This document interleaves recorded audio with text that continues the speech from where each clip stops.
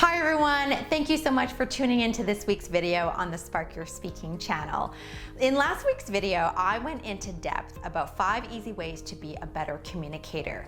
This is part 2 of the series where I'll give you 5 more effective tips to be a better communicator.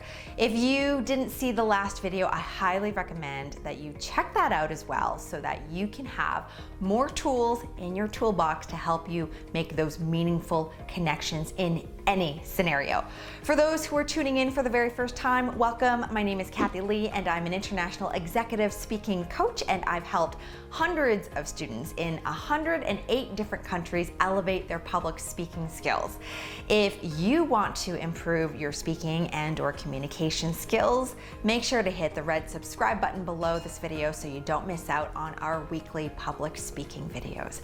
Okay, let's get started. I spoke last week about how it's so important to be able to communicate well in any kind of interaction, whether that be business or personal. So if you can master these skills, you are in a much better position to achieve success.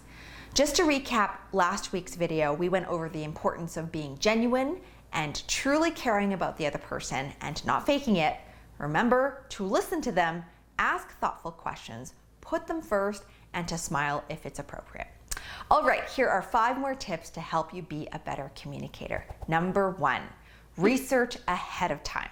This tip will apply whether you are meeting someone for business or if you're going to give a talk to a group of people. I never ever get in front of a crowd or put together a presentation or a meeting without doing a bit of research first, okay? If you are applying into a specialized program in post-secondary, or if you submit for a job or want a promotion, you must do some research ahead of time.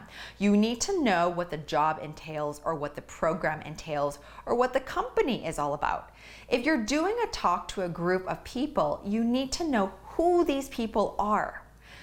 Doing research will show those who will hire or accept you into a position or program that you care and that you went above and beyond. Doing research before a presentation means you'll be able to direct your messaging to the appropriate group. There is no sense preparing for a talk about tech if your audience is a group of people who want to know about health, right? This is an extreme example, but you get the gist. The concept of researching ahead of time applies to your business interactions too. If possible, research who they are or what their situation is so that you aren't going in cold. This will help you refine your approach to the meeting because you'll already know a bit of the background on them. Now, if you can have a conversation over the phone initially, that will help break the ice and help you with your research before the meeting. My next tip is make eye contact in the meeting. I've mentioned the importance of eye contact before in other videos, and here it is again in this list because it's really one powerful and simple way to show that you are confident and that you are engaged and paying attention. Trust me, if you don't have eye contact, they will think you don't care, you're hiding something, you're unsure of yourself, etc., etc. However, mirror what the other person is doing. Don't stare intently into their eyes and keep your gaze there the whole time, or you might make them feel a little bit uncomfortable. Observe how they are. If they're looking at you a lot, then do the same. But if they are a bit unsure of themselves and look away more frequently, then use that as a cue or guide.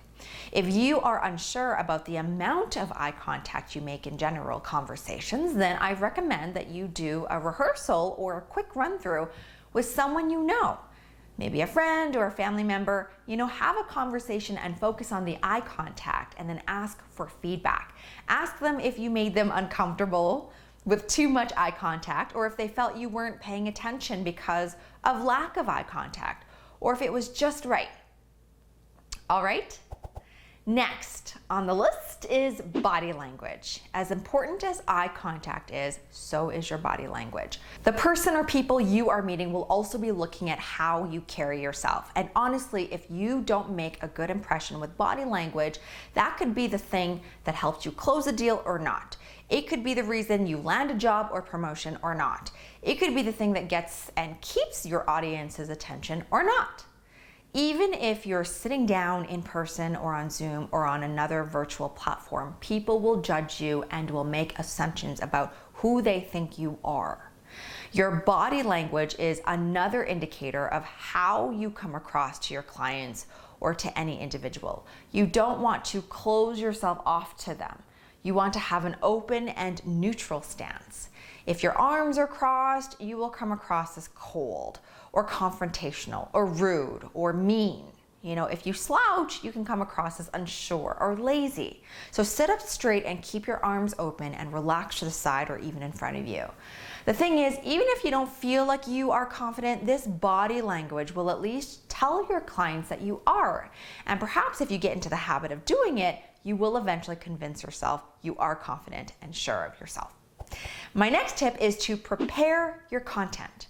Just like you should never walk into a business meeting without doing research about the other company or person, do not go into these scenarios without preparing what you'll be talking about. I don't mean that you need to write down a full report. I just mean to have a summary or a roadmap so that you have an idea of what you want to address so that you don't waste your client's time or your time. Especially if something unexpected happens and the meeting gets cut off short.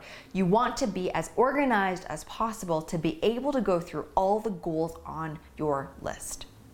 Here are my tips to make sure that you stay focused. Okay, so list 5 main themes of what you want to talk about. And under those 5 themes, write down 3 more points that you want to hit.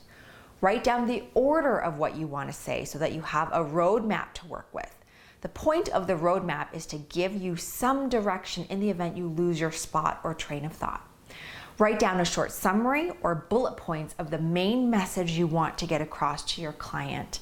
So by preparing ahead, this will help you come across as more confident before meeting your clients.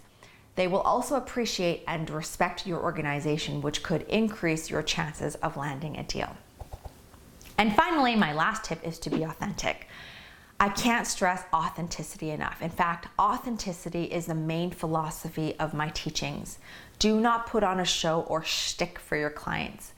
Again, people can see through your BS right away. Anytime I think about inauthenticity, I always think about that cheesy, very cliche used car salesman, the one you see in the movies and shows. Do not be that person. First off, it makes a customer feel uncomfortable and it's not the way to do honest and good business. And it does not contribute positively to good communication skills. Be yourself and be caring. I always lead with the heart and let that guide me.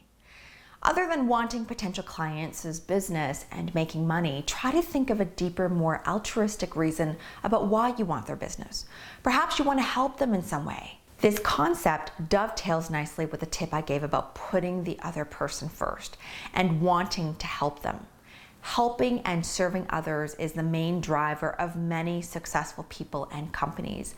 There are so many people in your position vying for other people's business. Being true to yourself and being kind is going to set yourself apart from the other person.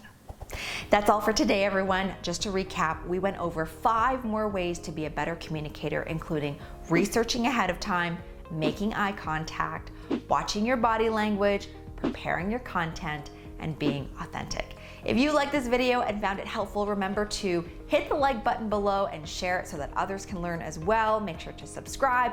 If you have any questions or topic ideas, feel free to leave a comment below. And if you would like to learn more about the other public speaking programs that I offer, hit the link above to go to my website, sparkyourspeaking.com.